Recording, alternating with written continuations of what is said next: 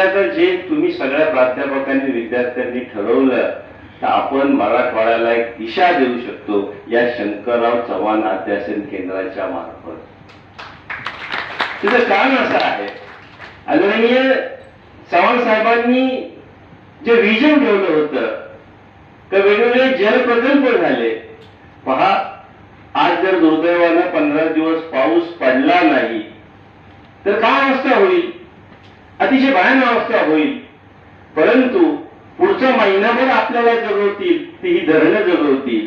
आणि हे जर धरणं झाली नसती, हे विष्णुपुरी डॅम झाला नसता, आज निम्मा मराठवाडा इकडचा गायकवाडी नसतं, काय अवस्था झाली असती विचार सुद्धा करू शकत नाहीये.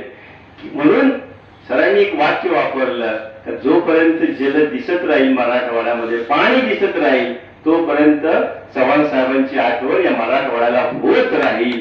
हे फार मोठं वाक्य आहे. आणि म्हणून खऱ्या अर्थानं साहेबांची जयंती किंवा पुण्यतिथी आपण साजरी करत आहोत इथनं पुढे, तर आपलंही काहीतरी उत्तरदायित्व लागतं, आपणही काहीतरी झोकून दिलं पाहिजे. म्हणून 3 जी क्षेत्र सांगितली भंडारे साहेबांनी, त्यामध्ये 3 पहिलं क्षेत्र त्यांनी सांगितलं का हे जी काही कृषी क्षेत्र आहे, कृषी क्षेत्रामध्ये जे काही फूड मटेरियल्स आहेत, इथंच होणाऱ्या अन्नावरती प्रक्रिया केली पाहिजे. त्यांनी एक उदाहरण दिलं, त्यांचा अभ्यास वाचन इतकं असल्यामुळे का इथनं माल हा खाली गुजरातच्या बंदरापर्यंत जायचा. आणि त्याचं एक थोडासा पुरावा म्हणून सांगतो सर तुम्हाला, कारण शिवनेरीच्या बाजूला नाणेघाट आहे आणि नाणेघाटामध्ये आपण जर कधी गेला तर त्या नाणेघाटामध्ये माणूस वरती येईल एवढीच जागा आहे.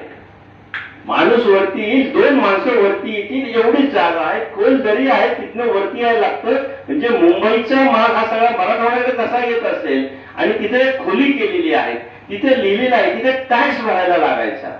हा जो माल खाली जो आदान प्रदान व्हायचा ना, तो तिथला टॅक्स खाली भरल्याशिवाय हा माणूस वरती येत नसायचा. आणि तिथे लिहिलेलं आहे, पूर्वीच्या काळामध्ये आपण कधी जा, नाणेघाटामध्ये एक विंडो आहे, तिथनं खाली 10 पायऱ्या उतरून ज्यावेळी माणूस जाईल त्यावेळी त्या खोलीमध्ये पोहोचतो.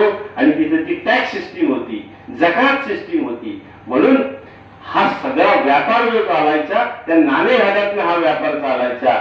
नाशिक जुन्नर मार्गे हे सगळे खाली उतरायचे. त्याचं एक तिथं उदाहरण आहे. म्हणजे डाळीच्या बाबतीमध्ये असेल. आज पहा, काल सरांनी सांगितलं इतिहास विसरायचा नसतो. आताची सगळी पिढी पुरावृत्त चाललेली आहे.